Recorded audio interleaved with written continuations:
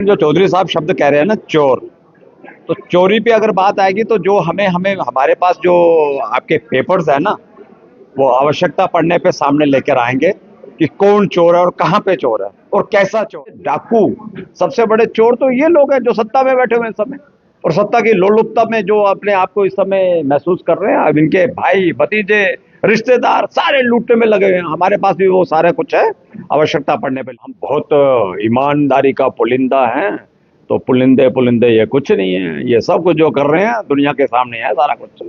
कहाँ पे कौन से क्रशर चल रहे हैं, कहाँ पे क्या हो रहा है, ये सब पता है सबको, सबको जानकारी है। समय आने पे सब बताएंगे आपको। और तो सबसे बड़े तुम हो भैया, तुम्हारे काले चिट्ठे हमारे पास पड़े हैं। अच्छा, आवश्यकता पड़ने पे हम लोग विधानसभा के अंदर खड़ा कर देंगे बाबेला। तो शब्द कहने से किसके किसके काले चिट्ठे हैं? अब इन्हीं के जो शब्द कह रहे हैं कि मोड़ चोर या जो भी चोर है, सबसे बड़े डाकू, सबसे बड़े चोर तो ये लोग हैं जो सत्ता में बैठे हुए हैं ना। वो खुद ही अपने घाव में घिर गए। तो चोर तो हम बताएंगे कौन चोर है और कहाँ चोर है, वो तो समय का पता चलेगा। अब वो घिर गए थे, विधायकों के उस समय काफी नौबत आ गई थी, बड़ी आपाधापी में मामला था।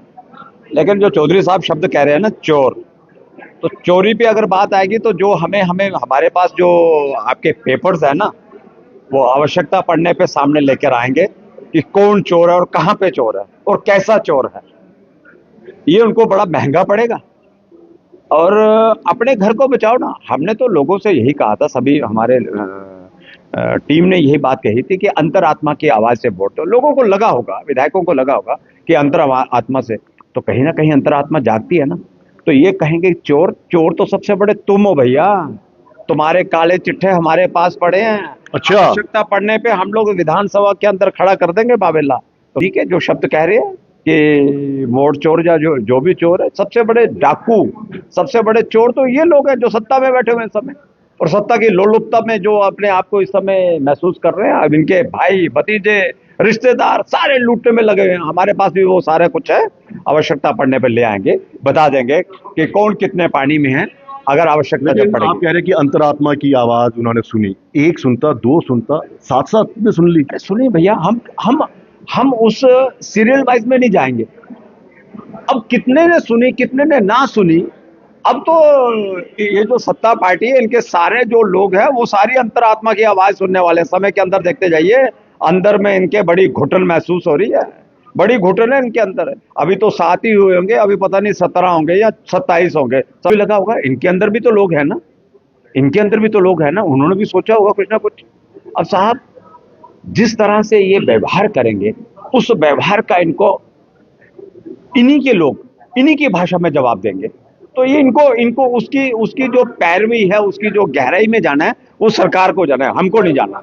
ये एक बड़ा अनफॉर्चुनेट बात थी। जो सबसे पहले आज जब विधानसभा शुरू हुई तो उसमें यह मुद्दा मैंने ही उठाया, और मैंने कहा कि डॉक्टर B.R. अम्बेडकर, संविधान निर्माता और भारत की जिज्ञासा, भारत के सबसे बड़े ग्रंथ को लिखने वाले डॉक्टर B.R. अम्बेडकर की प्रतिमा का अगर किसी ने अपमान किया, तो हमने सरकार से कहा कि आपकी जवाबदेही बनती है, इसके ऊपर आपको संज्ञान लेना चाहिए।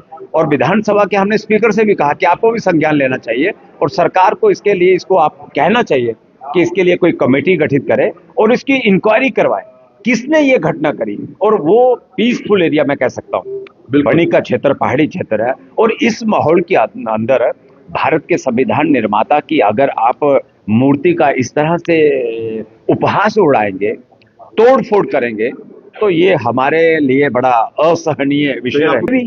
हो भी सकता है ये भी, अब कह सकते हैं आप ये सारी बातें, लेकिन हमने कहा है सरकार से कि जवाबदेही आपकी बनती है।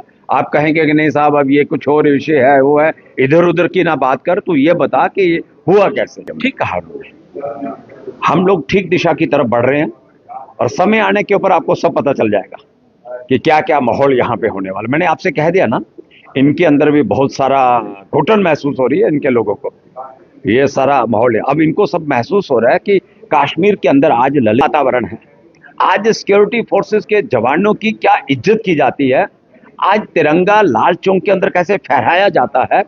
ये हालात अगर किसी ने निर्माण किए तो भारतीय जनता पार्टी ने। हमने कश्मीर के लोगों से कहा कि रक्त रंजित कश्मीर नहीं, अब भक्तिमय कश्मीर, अब ऐसा कश्मीर, नौजवानों के हाथ में एक ऐसा कश्मीर हो कि लगे कश्मीर दुनिया के अंदर फिर अपनी चमगाहट में आए, उस तरह का चलिए, कश्मीर आगे सब होगा, उस समय होगा, हम बताएंगे आपको। लेकिन वो अगर कहें कि नहीं साहब हम बहुत ईमानदारी का पुलिंदा हैं, तो पुलिंदे पुलिंदे ये कुछ नहीं है। ये सब कुछ जो कर रहे हैं दुनिया के सामने है सारा कुछ।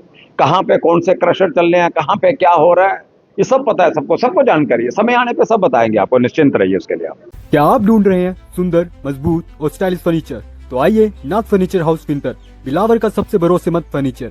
पिछले 40 सालों से अपने हाथों की कला से ये बना रहे हैं फर्नीचर जो दिल जीत ले। अपने पसंद की लकड़ी और डिजाइन से करवाएं फर्नीचर तैयार, चाहे वुडन या गेट्स के प्रीमियम अलमीरा या फिर स्लीप वेल के लग्जरी मैट्रेस, सब कुछ मिलेगा बेस्ट क्वालिटी में।